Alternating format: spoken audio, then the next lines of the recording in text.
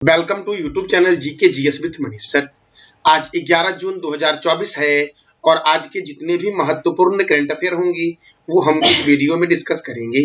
तो आइए शुरू करते हैं आज का महत्वपूर्ण करंट अफेयर। आज का पहला प्रश्न है, सोर्स कोड माई बिगिनिंग्स किसकी आत्मकथा है? सोर्स कोड माई बिगिनिंग्स किसकी आत्मकथा है? तो बिल गेट्स की आत्मकथा है सोर्स कोड माई बिगिनिंग्स। दोस्तों देखो, बिल नेल्सन नासा के चेयरमैन है, एलन मस्क दोस्तों स्पेस एक्स और टेस्ला कार के चेयरमैन एलन मस्क हैं और मार्क जुकरबर्ग के द्वारा फेसबुक की स्थापना की गई थी मेरे दोस्तों। तो मेरे दोस्तों देखो, बिल गेट्स मेरे प्यारे लाल एवं लालियो, देखो माइक्रोसॉफ्ट संस्थापक हैं बिल गेट्स और पॉल एलन। माइक्रोसॉफ्ट का हेडक्वार्टर कहाँ है? वॉशिंगटन में है। माइक्रोसॉफ्ट के चेयरमैन एंड सीईओ कौन है? सत्या नडेला है। कौन है? सत्या नडेला। और माइक्रोसॉफ्ट की स्थापना कब हुई थी? 4 अप्रैल 1975 को माइक्रोसॉफ्ट की स्थापना हुई थी। कब हुई थी माइक्रोसॉफ्ट की स्थापना? तो 4 अप्रैल 1975 को माइक्रोसॉफ्ट की दोस्तों स्थापना हुई थी। किसके द्वारा की गई थी स्थापना दोस्तों? तो याद रखना, बिल गेट्स एवं पॉल एलन के द्वारा दोस्तों किया गया था माइक्रोसॉफ्ट की स्थापना। और बिल गेट्स की आत्मकथा का नाम क्या है? सोर्स कोड माई बिगिनिंग्स। ये बिल गेट्स की आत्मकथा है। मेरे प्यारे दोस्तों, हम अगले प्रश्न की ओर बढ़ते हैं। हमारा अगला प्रश्न है, भारत और किस देश का संयुक्त सैटेलाइट मिशन तृष्णा पृथ्वी के तापमान की निगरानी करेगा? भारत और किस देश का संयुक्त सैटेलाइट मिशन तृष्णा है जो पृथ्वी के तापमान की निगरानी करेगा? दोस्तों फ्रांस। भारत और फ्रांस का संयुक्त सैटेलाइट मिशन दोस्तों तृष्णा उपग्रह जो पृथ्वी के तापमान की निगरानी करेगा। अब फ्रांस दोस्तों, तो फ्रांस के बारे में जानेंगे ही। देखो, रूस के राष्ट्रपति कौन है? व्लादिमीर पुतिन है। जापान के प्रधानमंत्री कौन है? Fumio Kishida. और अमेरिका के राष्ट्रपति कौन है? जो बाइडेन है दोस्तों। तो मेरे प्यारे दोस्तों, अब हम जानेंगे फ्रांस के बारे में। देखो, फ्रांस की राजधानी पेरिस है और पेरिस है सीन नदी के किनारे। फ्रांस के प्रेसिडेंट है इमैनुअल मैक्रोन। फ्रांस के प्राइम मिनिस्टर है ग्रेवियर अटल। फ्रांस की करेंसी है यूरो। और UNESCO United Nation Educational Scientific and Cultural Organization का हेडक्वार्टर पेरिस में है। इंटरपोल का हेडक्वार्टर कहाँ है? तो पेरिस में है इंटरपोल का हेडक्वार्टर मेरे प्यारे लाल एवं लालियो। दोस्तों, यूनेस्को की स्थापना कब हुई थी? जरा ये आप बता दो कमेंट बॉक्स में। अगला दोस्तों प्रश्न है, नॉर्वे शतरंज खिताब 2024 किसने जीता है? नॉर्वे शतरंज खिताब 2024 तो जीता है वो पुरुष वर्ग में दोस्तों मैग्नस कार्लसन और महिला वर्ग में जू वेजून। ये दोनों दोस्तों ए और बी दोनों। याद रखना, नॉर्वे शतरंज खिताब 2024 किसने जीता है? तो मैग्नस कार्लसन और जू वेजून दोस्तों। मैग्नस कार्लसन पुरुष वर्ग में और जू वेजून महिला वर्ग में दोस्तों। अब नॉर्वे की राजधानी क्या है? ओस्लो। और नॉर्वे की करेंसी क्या है? Norwegian Chrono. ये नॉर्वे की करेंसी है मेरे प्यारे लाल एवं लालियो। मेरे प्यारे दोस्तों, अगला प्रश्न हमारा है, द एशियन बैंकर द्वारा किसे best conduct of business regulator से सम्मानित किया गया है? द एशियन बैंक द्वारा किसे best conductor of business regulator से सम्मानित किया गया है? तो सेबी को दोस्तों। किसे किया गया है? सेबी को। अब सेबी दोस्तों तो secretary and exchange board of India. SEBI secretary and exchange board of India SEBI का फुल फॉर्म है और इसका हेडक्वार्टर मुंबई में है। मुंबई में दोस्तों आरबीआई का भी हेडक्वार्टर मुंबई में है और एसबीआई का हेडक्वार्टर भी मुंबई में ही है और बीसीसीआई का हेडक्वार्टर भी मुंबई में ही है दोस्तों। एसबीआई की स्थापना 1955 में हुई थी। आरबीआई की स्थापना 1935 में हुई थी। और मेरे प्यारे दोस्तों, बीसीसीआई की स्थापना कब हुई? तो इसका जवाब दे दो आप कमेंट बॉक्स में। दोस्तों, सेबी की स्थापना कब हुई? 12 अप्रैल 1988 को सेबी की स्थापना हुई। और सेबी के चेयरमैन कौन है? तो माधवीपुरी बुच है सेबी के चेयरमैन मेरे प्यारे लाल एवं लालियो। मेरे प्यारे दोस्तों, हमारा अगला प्रश्न है, पहली बार दुनिया को उदय होती पृथ्वी दिखाने वाले, पहली बार दुनिया को उदय होती पृथ्वी दिखाने वाले किस अंतरिक्ष यात्री की मृत्यु विमान दुर्घटना में 7 जून 2024 को हुई है? तो याद रखना दोस्तों, विलियम एंडर्स दोस्तों, जिन्होंने पहली बार दुनिया को उदय होती हुई पृथ्वी दिखाया था। इस अंतरिक्ष यात्री की विमान दुर्घटना में दोस्तों अभी हाल ही में दोस्तों निधन हो गया है। नाम क्या है दोस्तों? विलियम एंडर्स दोस्तों। मेरे दोस्तों प्यारे, याद रखना, देखो नासा के अपोलो 11 मिशन का हिस्सा थे दोस्तों। नासा के अपोलो 11 मिशन के हिस्सा थे विलियम एंडर्स दोस्तों। और एंडर्स अपोलो 8 मिशन में लूनर मॉड्यूल पायलट थे दोस्तों। अपोलो 8 मिशन से दोस्तों 3 व्यक्ति गए थे दोस्तों। 3 व्यक्ति का नाम क्या? तो याद रखें, विलियम एंडर्स थे, फ्रैंक बोरमैन थे और जिम लोवेल थे मेरे प्यारे लाल एवं लालियो। और एंडर्स ने प्रसिद्ध ऑर्थराइज फोटो खींची जिसमें हमारे विश्व को चंद्र क्षैतिज के साथ अग्रभूमि में दिखाया गया है। मेरे प्यारे लाल एवं लालियों, इनकी मृत्यु कहाँ हुई? तो इनकी मृत्यु जोन्स द्वीप पर हुई दोस्तों। जोन्स द्वीप वाशिंगटन और वैंकूवर द्वीप के बीच सैन जुआन द्वीप समूह का हिस्सा है जोन्स द्वीप, यहीं पर इनकी मृत्यु हो गई विमान दुर्घटना में। और अपोलो 8 को लॉन्च किया गया था 21 दिसंबर 1968 को अपोलो 8 को दोस्तों लॉन्च किया गया था मेरे प्यारे लाल एवं लालियों। मेरे प्यारे दोस्तों, अब नासा का मिशन था अपोलो 8, तो याद रखना नासा के बारे में। नासा का फुल फॉर्म है national aeronautics and space administration.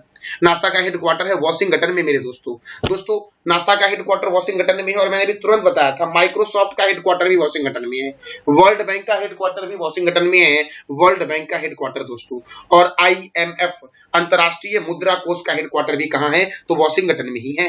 NASA की स्थापना हुई थी 29 जुलाई 1958 को, और DRDO की स्थापना भी दोस्तों 1958 में ही हुई थी। नासा के चेयरमैन कौन है? Well Nelson. अच्छा दोस्तों, मैंने अभी एक व्यक्ति के बारे में बताया था, उनकी आत्मकथा का नाम है सोर्स कोड माय बिगिनिंग्स। यह किसकी आत्मकथा है, जरा ये आप बता दो कमेंट बॉक्स में मेरे प्यारे दोस्तों। हमारा अगला प्रश्न है, हाल ही में किस कंपनी के संस्थापक रामोजी राव का 88 वर्ष की आयु में निधन हुआ है? रामोजी राव का 88 वर्ष की आयु में निधन हुआ है। यह किस कंपनी के संस्थापक थे? तो इयांडू ग्रुप दोस्तों और रामोजी फिल्म सिटी दोनों कंपनी के संस्थापक थे दोस्तों। इसका आंसर हो जाएगा ए और बी दोनों। और इन्हें 2016 में पद्म विभूषण पुरस्कार से भी सम्मानित किया गया था। अच्छा दोस्तों, जरा ये बता दो 2024 में कितने लोगों को पद्म विभूषण पुरस्कार से सम्मानित किया गया है? और पद्म दोस्तों 3 प्रकार के हैं, पद्म भूषण, पद्म विभूषण, पद्मश्री। तो दोस्तों तो पद्म भूषण से इन्हें सम्मानित किया गया है। तो आप बताओ पद्म पुरस्कार कितने व्यक्ति को 2024 में दिया गया है? मैंने आपको बताया था दोस्तों ये प्रश्न। मेरे प्यारे लाल एवं लालियों, हमारा अगला प्रश्न है, भारत, अमेरिका, दक्षिण कोरिया और किस देश भारत, अमेरिका, दक्षिण कोरिया और किस देश ने बायोफार्मास्यूटिकल गठबंधन शुरू किया है?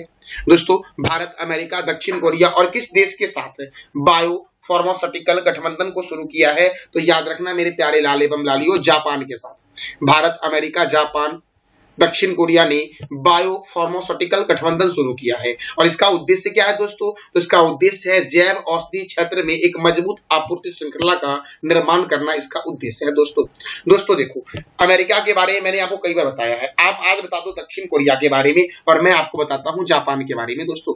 याद रखना, जापान की राजधानी है टोक्यो, जापान की करेंसी है जापानी येन, जापान के प्राइम मिनिस्टर है फोमियो किशिदा, जापान की संसद का नाम डाइट है, जापान का राष्ट्रीय चिन्ह गुलदाउदी है, जापान का राष्ट्रीय खेल जूडो है, और संयुक्त अभ्यास सहयोग काइजिंग ये भारत और जापान के बीच होता है। याद रखना, धर्म गार्जियन सैन्य अभ्यास भी भारत और जापान के बीच ही होता है। जापान में ही दोस्तों पहली बार परमाणु बम का प्रयोग किया गया था हिरोशिमा और नागासाकी पर। दोस्तों हिरोशिमा पर कौन सा बम गिराया गया था? परमाणु बम का नाम क्या था? अमेरिका के द्वारा गिरवाया गया था परमाणु बम, उस परमाणु बम का नाम क्या था? जरा ये आप बता दो कमेंट बॉक्स में मेरे प्यारे लाल एवं लालियों। अगला प्रश्न हमारा है, हाल ही में किसने लेजेंडर रिचर्ड को हराकर हेलीबॉर्न चैलेंजर्स टेनिस टूर्नामेंट जीता है? हाल ही में किसने लेजेंडर्स रिचर्ड्स को हराकर हेलीबॉर्न चैलेंजर टेनिस टूर्नामेंट जीता है? तो सुमित नांगल दोस्तों। किसने जीता है?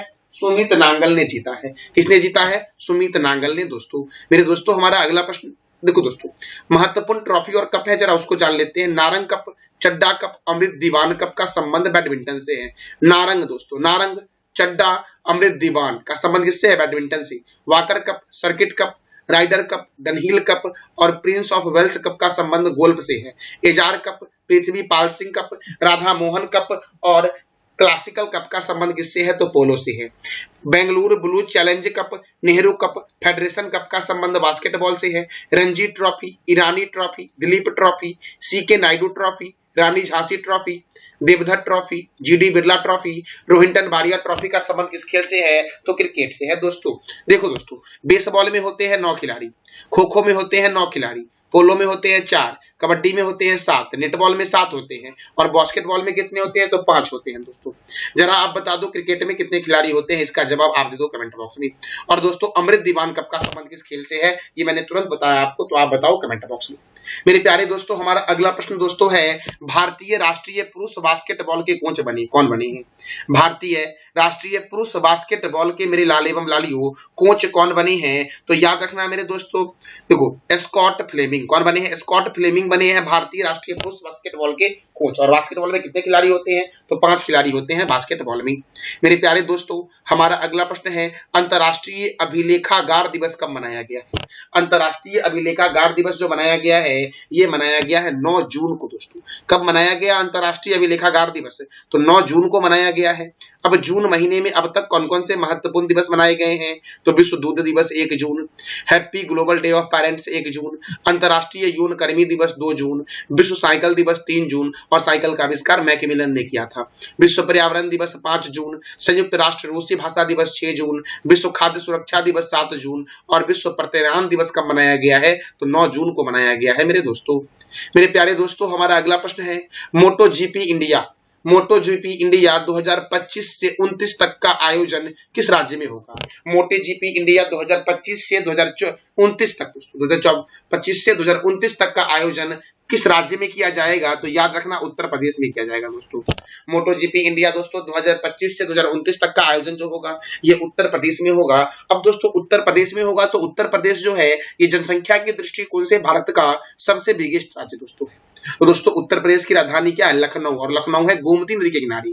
उत्तर प्रदेश के मुख्यमंत्री कौन बने? योगी आदित्यनाथ। उत्तर प्रदेश के गवर्नर कौन बने? आनंदीबेन पटेल है। उत्तर प्रदेश में राज्यसभा 31 है, लोकसभा 80 है। दुधवा राष्ट्रीय उद्यान, हस्तिनापुर वन्यजीव अभ्यारण्य, रानीपुर वन्यजीव अभ्यारण्य, चंद्रप्रभा वन्यजीव अभ्यारण्य, सुर सरोवर वन्यजीव अभ्यारण्य, बखीरा वन्यजीव अभ्यारण्य, पिलभित राष्ट्रीय उद्यान, अमानगढ़ बाघ रिजर्व और लाख बहोसी अभ्यारण्य जो आपका है ये किस राज्य में है? तो उत्तर प्रदेश में है। उत्तर प्रदेश की राजधानी लखनऊ दोस्तों, और लखनऊ में है चौधरी चरण सिंह अंतर्राष्ट्रीय हवाई अड्डा। लाल बहादुर शास्त्री अंतर्राष्ट्रीय हवाई अड्डा जो दोस्तों आपका है ये वाराणसी में है दोस्तों। दोस्तों आप बता दो, महर्षि वाल्मीकि अंतर्राष्ट्रीय हवाई अड्डा कहाँ है? उत्तर प्रदेश के किस शहर में महर्षि वाल्मीकि अंतर्राष्ट्रीय हवाई अड्डा है? ये आप बताओ कमेंट बॉक्स में। भारतीय चीनी तकनीकी संस्थान कानपुर में है, भारतीय दलहन शोध संस्थान कानपुर में है, औद्योगिक विश्वविज्ञान अनुसंधान केंद्र लखनऊ में है, केंद्रीय औषधि अनुसंधान केंद्र लखनऊ में है, केंद्रीय वनस्पति अनुसंधान केंद्र लखनऊ में है, बीरबल सहनी जीवाश्म विज्ञान संस्थान लखनऊ में है और सिडबी का हेडक्वार्टर कहाँ है? लखनऊ में। और सिडबी की स्थापना कब हुई? कई बार पूछा गया है कि सिडबी की स्थापना कब हुई? 2 अप्रैल 1990 को हुई दोस्तों। राष्ट्रीय राजमार्गों का चौराहा कानपुर को कहा जाता है, नवाबों का शहर लखनऊ को और उत्तर भारत का मानचेस्टर कानपुर को कहा गया है दोस्तों। दक्षिण भारत का मानचेस्टर किसे कहा गया है? तो कोयम्बटूर को कहा गया है। और भारत का मानचेस्टर और भारत का बोस्टन किसे कहा जाता है? ये आप बताओ कमेंट बॉक्स में मेरे प्यारे लाल एवं लालियों। तो कानपुर है गंगा नदी के किनारे, वाराणसी है गंगा नदी के किनारे, लखनऊ है गोमती रिवर के किनारे, कन्नौज है गंगा रिवर के किनारे, अयोध्या है सरयू नदी के किनारे, मथुरा है यमुना नदी के किनारे दोस्तों, और आगरा भी यमुना नदी के किनारे है दोस्तों। दिल्ली भी यमुना रिवर के किनारे ही है। अगला प्रश्न है मेरे प्यारे लाल एवं लालियों, पीएनबी मेटालाइफ के नए सीईओ कौन बने हैं? तो दोस्तों समीर बंसल बने हैं पीएनबी मेटालाइफ के नए सीईओ दोस्तों। सीईओ का फुल फॉर्म होता है चीफ एग्जीक्यूटिव ऑफिसर दोस्तों। मेरे प्यारे दोस्तों हम अगले प्रश्न की ओर बढ़ते हैं और हमारा अगला प्रश्न है, कर्मचारी राज्य बीमा निगम के महानिर्देशक कौन बने हैं? तो कमल किशोर सोन बने दोस्तों। कौन बने हैं? कमल किशोर सोन बने हैं कर्मचारी राज्य बीमा निगम के नए महानिर्देशक मेरे प्यारे लाल एवं लालियों। मेरे प्यारे दोस्तों देखो, भारतीय पैरा ओलंपिक समिति के अध्यक्ष कौन है? देवेंद्र झरिया हैं। टाटा इंटरनेशनल के नए सीएमडी कौन है? राजीव सिंघल। एलएनटी ग्रुप के अध्यक्ष कौन है? आर शंकर रमन। राष्ट्रीय सुरक्षा गार्ड के महानिर्देशक कौन है? नलिन प्रभात। भारत पे के मुख्य कार्यकारी अधिकारी कौन है? नलिन नेगी दोस्तों। दिल्ली के जंगलों के सुरक्षा के प्रति समिति के प्रमुख कौन है? तो नजमी वजीरी दोस्तों। कौन है? नजमी वजीरी हैं दिल्ली के जंगलों के सुरक्षा के समिति के प्रमुख। फिक्की महिला संगठन के अध्यक्ष कौन है? जयश्री दास वर्मा। कोंकण रेलवे कॉर्पोरेशन के सीएमडी कौन है? Santosh Kumar Jha. Press information bureau के कौन है दोस्तों? शेफाली शरण है प्रमुख। राष्ट्रीय जांच एजेंसी के कौन है दोस्तों? सदानंद बसंत दाते। राष्ट्रीय आपदा प्रतिक्रिया बल के दोस्तों अध्यक्ष हैं पीयूष आनंद। पुलिस अनुसंधान और विकास ब्यूरो के अध्यक्ष कौन है? तो राजीव कुमार हैं। सीबीएसई के नए अध्यक्ष कौन है? Rahul Singh. International court of justice के अध्यक्ष हैं नवाब सलाम। बीएसएफ की पहली महिला स्नाइपर सुमन कुमारी हैं। प्रसार भारती के नए अध्यक्ष हैं नवनीत कुमार। संसद सुरक्षा का प्रमुख किसे बनाया गया? अनुराग अग्रवाल को बनाया गया।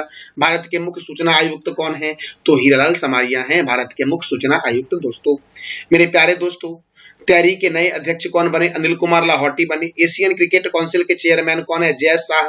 केंद्रीय औद्योगिक सुरक्षा बल की पहली महिला प्रमुख कौन है? नीना सिंह है। आईटीबीपी के महानिर्देशक कौन है? तो राहुल सरगोत्रा हैं आईटीबीपी के महानिर्देशक। मेरे प्यारे लाल एवं लालियों, मेरे प्यारे दोस्तों, ये था हमारा आज का महत्वपूर्ण करंट अफेयर जो मैंने पिछले दिन बताया था, उसको जरा सा रिवीजन करते हैं। विश्व प्रत्यानंद दिवस कब मनाया गया? 9 जून को। आंध्र प्रदेश के नए मुख्यमंत्री कौन बनेंगे? चंद्रबाबू नायडू। प्रधानमंत्री नरेंद्र मोदी 9 जून 2024 को कौन सी बार भारत के प्रधानमंत्री के रूप में शपथ लिए हैं? तो तीसरी बार। दोस्तों, राष्ट्रपति किसने दिलवाया? दोस्तों, शपथ किसने दिलवाया? दोस्तों, तो राष्ट्रपति ने शपथ दिलवाया। दोस्तों, राष्ट्रपति कौन है? दोस्तों, द्रौपदी मुर्मू है। भारत में रामसर साइट की कुल संख्या कितनी है? 82 है। दोस्तों, भारत में रामसर साइट की कुल संख्या। मेरे दोस्तों, नेशनल कंपनी लॉ ट्रिब्यूनल ने बिस्तरा और किस एयरलाइंस कंपनी के विलय की मंजूरी दी है? तो एयर इंडिया। भारत और कतर के बीच निवेश पर संयुक्त कार्यबल की पहली बैठक कहां संपन्न हुई? नई दिल्ली में। किस राज्य में प्लास्टिक अवशिष्ट प्रबंधन और रिसाइकलिंग संयंत्र का उद्घाटन किया गया है? तो सिक्किम में किया गया है। मेरे प्यारे लाल एवं लालियों, मेरे प्यारे दोस्तों, 18वां मुंबई अंतर्राष्ट्रीय फिल्म महोत्सव कहाँ आयोजित किया गया? मुंबई में। 12 जून 2024 से आंध्र प्रदेश की आधिकारिक राजधानी क्या होगी? अमरावती। 18वीं लोकसभा में सबसे उम्रदराज सांसद कौन बने? टी आर बालू बने। विश्व महासागर दिवस कब मनाया गया? 8 जून को मनाया गया है। 700 मीटर राष्ट्रीय एकता के पुल का अनावरण कहां किया गया? हंगरी में किया गया।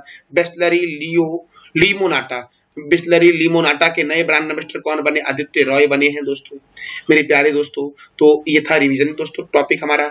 और मैंने कल आपसे 3 प्रश्न किया था। अंतर्राष्ट्रीय क्रिकेट में 600 छक्के लगाने वाले दुनिया के पहले बल्लेबाज बने रोहित शर्मा। किसने न्यूयॉर्क इंडिया फिल्म फेस्टिवल में सर्वश्रेष्ठ अभिनेत्री का पुरस्कार जीता है? सानिया मल्होत्रा ने जीता है। शेख सबा अल खालिद किस देश के नए क्राउन यानी कि प्रिंस बने हैं? तो कुवैत के बने हैं। मेरे दोस्तों, आज का आपका 3 प्रश्न जिसका जवाब देना है कमेंट बॉक्स में कि 12 जून 2024 से आंध्र प्रदेश की आधिकारिक राजधानी क्या होगी? 18वीं लोकसभा में सबसे उम्रदराज सांसद कौन बने हैं? और विश्व महासागर दिवस कब मनाया गया है? तो इस तीनों प्रश्न का जवाब आपको देना है कमेंट बॉक्स में। दोस्तों, ये जानकारी कैसी लगी, इसका फीडबैक आप अवश्य कमेंट बॉक्स में देना, और अच्छी लगी तो चैनल को लाइक करें, शेयर करें और सब्सक्राइब करें। थैंक यू सो मच मेरे दोस्तों।